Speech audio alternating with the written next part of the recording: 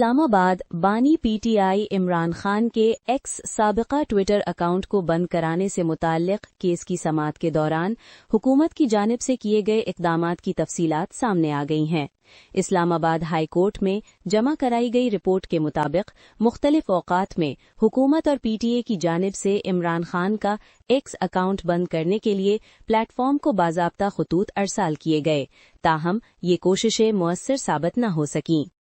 PTA की report में बताया गया है कि 21 अगस्त 2022 को पहली बार बानी पीटीआई के एक्स अकाउंट की बंदिश के लिए एक्स को खत लिखा गया। इसके बाद 18 अप्रैल 2024 को तोशाखाना, साइफर और इद्दत केसेस में सजाओं का हवाला देते हुए एक बार फिर अकाउंट बंद करने की दरखास्त की गई।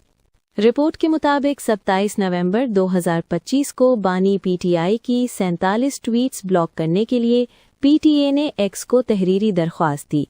ताहम 3.5 साल के दौरान 3 मरतबा राब्ते के बावजूद एक्स ने मजमूई तौर पर इन दरख्वास्तों को मुस्तरद कर दिया।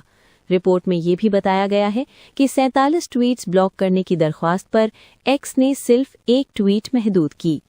कि सोशल मीडिया प्लेटफॉर्म्स बैरून मुल्क से मौसूल होने वाली शिकायत का भी अपने अंदरूनी ज़वाबित के मुताबिक जायजा लेते हैं। पीटीए की ये तफसीली रिपोर्ट बानी पीटीआई इमरान खान के एक्स अकाउंट से मुतालिक दरख्वास्त के तनाजुर में इस्लामाबाद हाई कोर्ट में जमा करा दी गई है।